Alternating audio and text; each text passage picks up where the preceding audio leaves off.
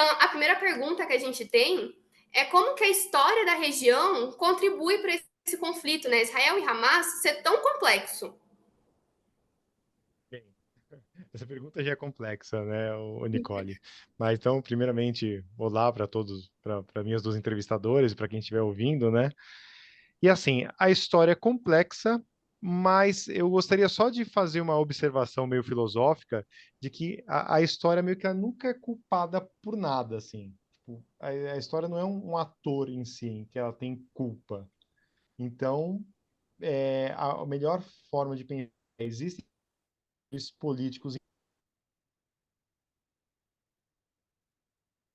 Esses atores, eles têm algumas rivalidades históricas, então talvez as rivalidades até tenham alguma culpa no cartório ou alguma responsabilidade, mas o grande problema são os atores. E no caso mais recente, os dois atores principais, talvez não sei se principais, mas os mais que são mais as luzes, né, mais as nossas caras são de um lado o Estado de Israel e de outro um grupo político palestino conhecido como Hamas. Então eu acho que essa é a forma mais, como eu posso dizer, a melhor forma para a gente limpar o terreno, inclusive, e tentar evitar excessos para qualquer lado. E como que essas características, né, rivais, que você falou desses grupos rivais, como que surgiram essa rivalidade entre esses dois grupos? Perfeito. Assim, vamos primeiro pensar que região é aquela. O nome daquela região é Palestina, né? Basicamente, a Palestina, a grosso modo, é uma região, é uma tripinha de terra para nós somos brasileiros e vivemos num país de 8,5 milhões de quilômetros quadrados, é uma tripinha de terra que se estende basicamente entre o Rio Jordão, que é um rio endorreico que corre no sentido norte-sul, do sul da Síria até hoje na divisa de Israel e Jordânia, e o Mar Mediterrâneo. Essa região é a Palestina. Essa região ela foi dominada e foi morada de vários povos ao longo da história, tipo, vários mesmos. Dentre esses povos, sobretudo para nós brasileiros, que agora é dezembro, Natal, a gente tem uma tradição mais próxima do cristianismo, é, do, no cenário do nascimento de Cristo, quem são os dois principais povos ali? De um lado, os hebreus, que desenvolveram uma religião bastante poderosa chamada judaísmo, e do outro, os romanos, né? Quando, por exemplo, agora é Natal, mas quando for a Páscoa, por exemplo, vai ter os filmes de Páscoa, vão mostrar Jesus sendo crucificado, são soldados romanos que estão chicoteando ele. Porque naquele momento, a Palestina era habitada, entre outros povos, por hebreus de religião judaica, e esses hebreus, eles estavam sob colônia romana. Mas isso é só um momento histórico. Existiram vários outros, né? Existiram, por exemplo, momentos em que os hebreus, eu vou chamar os judeus porque hoje em dia é mais fácil, né? Essa religião ela acabou virando também uma etnia ali. Os judeus eles chegaram a constituir um reino, depois dois reinos, né? O reino de Judá e o reino de Israel, depois o reino unificado de Israel. Inclusive existem reis judeus muito famosos, né? No caso, acho que os dois mais famosos são Davi e Salomão, mas tiveram outros personagens históricos importantes. E a questão é que, por volta de 70 depois de Cristo, há um desentendimento, para ficar nas palavras mais polidas, né? Há um desentendimento entre os colonizadores romanos e os colonizados hebreus. Os romanos barbarizam ali, destroem até o Templo de Salomão, etc. E há o que a gente chama de diáspora judaica, para ser mais exato, a segunda diáspora judaica. E esses judeus que habitavam sobretudo, mas não apenas, sobretudo a Palestina, se espalham para várias partes do mundo, especialmente Europa, mas não apenas, norte da África, eles vão para o Irã, eles vão para o Iraque também, até patriarca dessa etnia que a gente vai estar chamando de judaísmo, né? O patriarca dos judeus é o Abraão, e o Abraão ele morava no Iraque, né? Ele fez parte importante da mitologia bíblica é que ele sai do Iraque até a Palestina, né? E aí os judeus são expulsos na Palestina. Continua muita rotatividade, para dizer o mínimo, na região, até que por volta do século VII surge uma outra religião monoteísta tributária do judaísmo, que é o islamismo, numa região ali perto, que é a Península Arábica, em duas cidades principais, Meca e Medina, e depois esse islamismo ele vai se espalhar de forma muito convincente para vários lugares do mundo, né? Então nós temos islâmicos no Marrocos, que é o extremo oeste da África, e nós temos islâmicos no Cazaquistão, que é a Ásia Central, já perto da Sibéria Russa. Nós temos na Rússia islâmicos, nós temos islâmicos no outro oposto, que é o extremo leste, que é a Indonésia, que é o maior país islâmico do mundo. Então o islamismo vai ser uma região muito famosa, e povos dessa região vão passar a habitar a Palestina, por volta, então, do século VII, século VIII.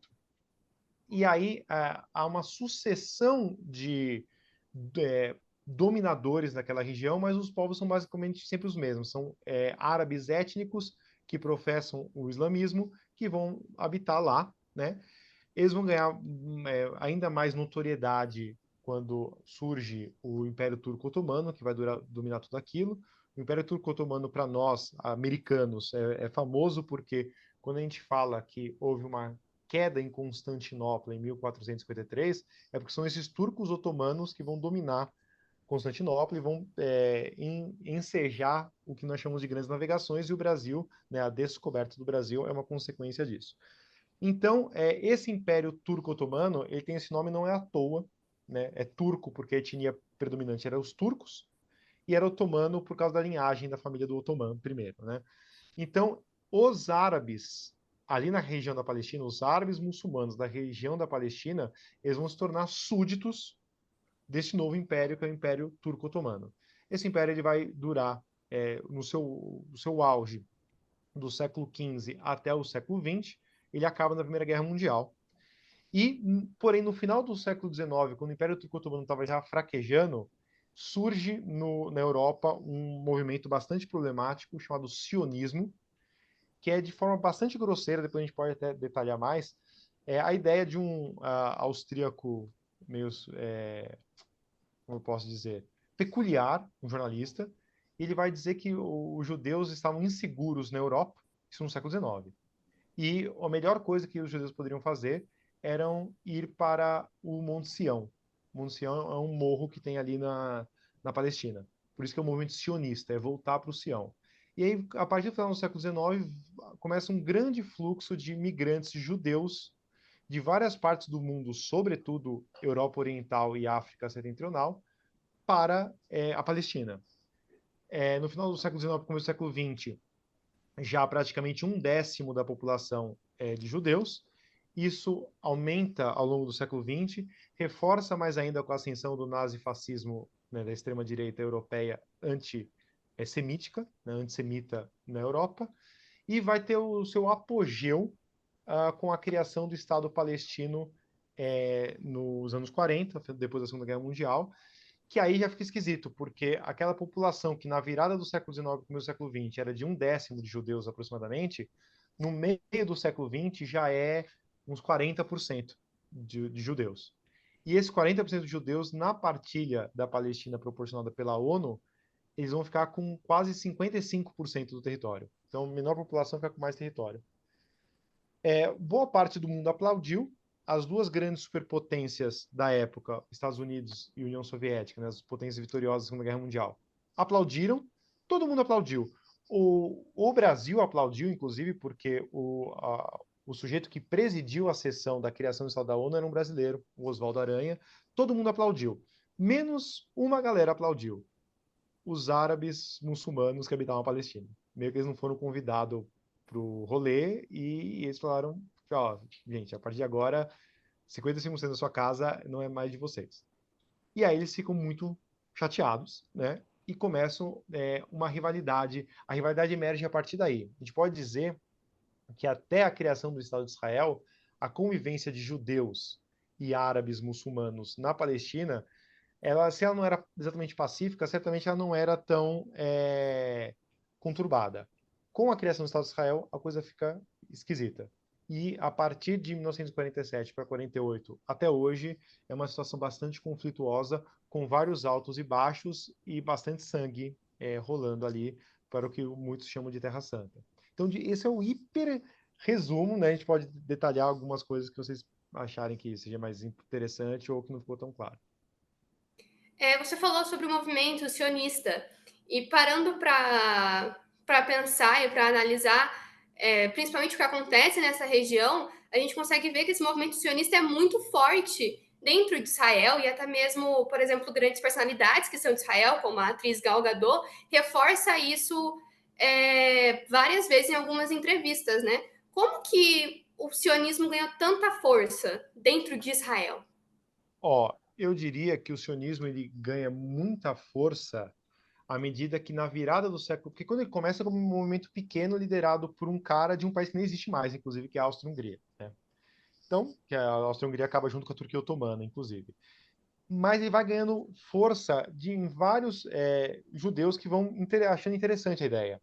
Sobretudo, um pessoal, assim, ele vai ganhar mais tração ainda quando um pessoal ligado às áreas de finanças da então maior potência econômica do planeta, que era a Inglaterra, passa a se envolver. Dentre eles, acho que uma figura importante é o Barão de Rothschild. O Barão de Rothschild era judeu, o Barão de Rothschild era dono de um banco importante na Inglaterra e tinha laços muito importantes com a elite.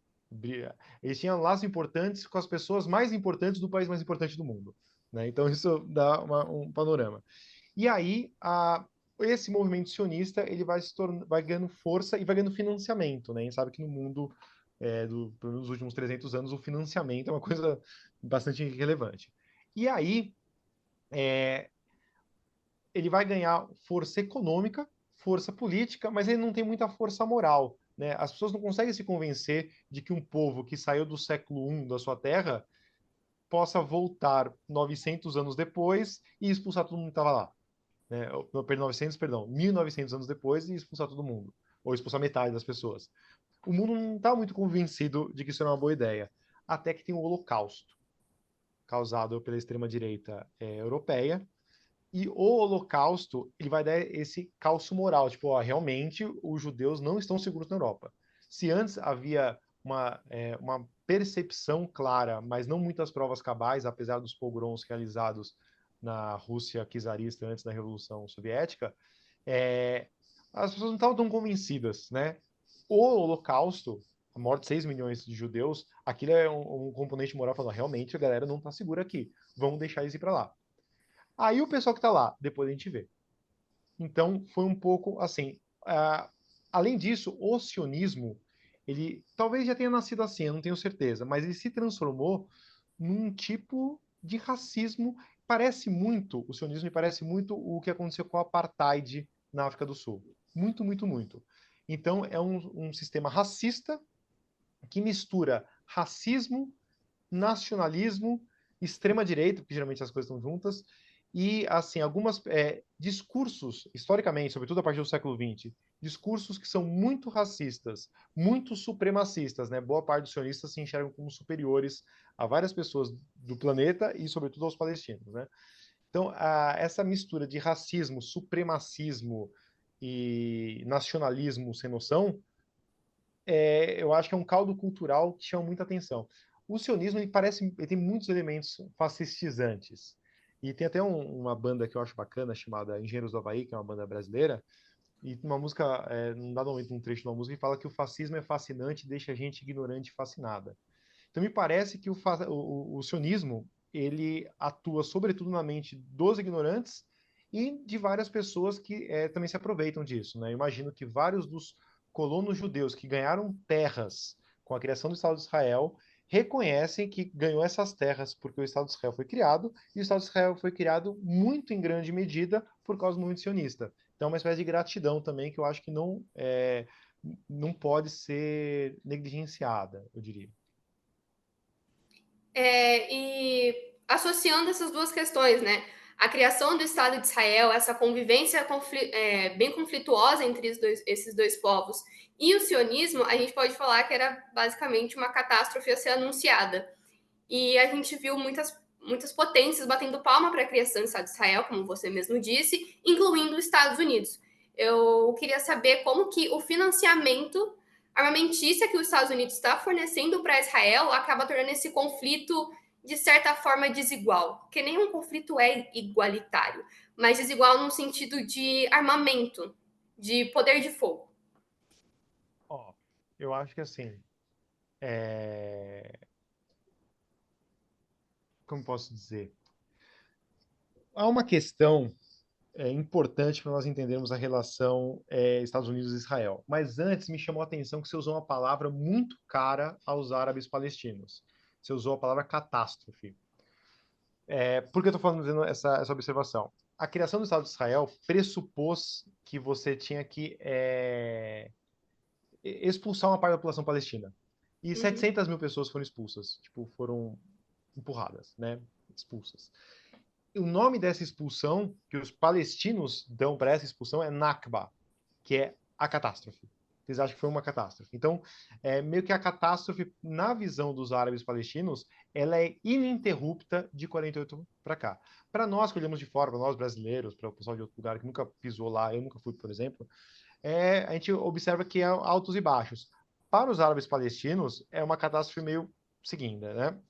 A relação dos Estados Unidos com Israel é uma relação interessante porque quando Israel surgiu, a disputa seria Israel uma forma, porque boa parte dos fundadores de Israel eram ligados à social-democracia, que era um movimento de esquerda europeu. A União Soviética falou, talvez esses caras pode ser no Oriente Médio uma ponta de lança do socialismo. Os Estados Unidos pensavam ao contrário, falou, talvez esses caras sejam no Oriente Médio uma ponta de lança do capitalismo. E aí eles ficaram disputando a atenção, só que à medida que o tempo foi passando e que o sionismo foi, que é algo bastante preconceituoso, bastante racista e, portanto, contra os valores da União Soviética, à medida que o sionismo foi ganhando força no interior de Israel, Israel foi se aproximando mais dos Estados Unidos e se afastando da União Soviética. Então, tem esse momento importante. Isso é uma coisa. A outra coisa é que os Estados Unidos têm relações econômicas muito importantes com com uma certa elite judaica, sionista e financista. Os Estados Unidos, boa parte do que Londres eram para as finanças no virado do 19 para o começo do 20, os Estados Unidos virou a partir do século 20. O que era Londres virou Nova York, o que era a Bolsa de Londres virou a Bolsa de Nova York.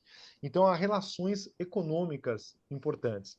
E, por fim, há uma quantidade expressiva de judeus nos Estados Unidos, mais ou menos a mesma quantidade de judeus nos Estados Unidos e em Israel. Então, para a gente entender. E esses judeus, muitas vezes, eles galgaram, não só, judeus, inclusive judeus não sionistas, né? Que é importante. Nem todo judeu é sionista e nem todo sionista é judeu. O Brasil tem vários evangélicos sionistas, por exemplo, que é uma coisa muito peculiar. Mas parte desses judeus sionistas nos Estados Unidos foram galgando postos de poder nos Estados Unidos, postos bastante importantes na parte econômica e na parte militar. Isso associado à ideia de que, à medida que o tempo foi passando, Israel foi se transformando em o que alguns até jocosamente chamam de maior porta-aviões dos Estados Unidos, né? Como se Israel fosse um porta-aviões americano no Oriente Médio. Isso associa à nova moda, pelo menos desde a Guerra do Vietnã, que os Estados Unidos não luta mais guerras para vencer. Os Estados Unidos não ganha guerra nunca mais. Ele faz guerra para lutar, porque a luta da guerra gera a economia militar importante para a economia dos Estados Unidos, para o bem-estar do povo dos Estados Unidos e das elites, etc. Então, eu acho que é um grande casamento de interesses ideológicos dos Estados Unidos querer manter Israel lá, como essa ponta avançada do capitalismo americano no Oriente Médio, e também porque há relações entre judeus sionistas na cúpula do poder dos Estados Unidos, e, por fim, um conflito que os Estados Unidos possa fornecer arma e fornecer empréstimos em qualquer lugar do mundo, também em Israel, é sempre bastante positivo, geralmente, para a economia dos Estados Unidos. Né? Raramente você vê os Estados Unidos se furtando de participar de uma guerra, porque isso costuma gerar prejuízos para a forma como o capitalismo lá foi organizado. Tá faltando 6 minutos para acabar a gravação. A gente vai encerrar, esperar esses 10 minutos que precisa e a gente já volta. Perfeito. Tá Tá bom? bom, então. Então Eu daqui às acho, 8h10 a gente volta, né? eu Pois não, acho que Mayara. como se a gente parar agora, já vai, não vai precisar contar. Aí eu vou parar aqui e vou criar outro link. Peraí.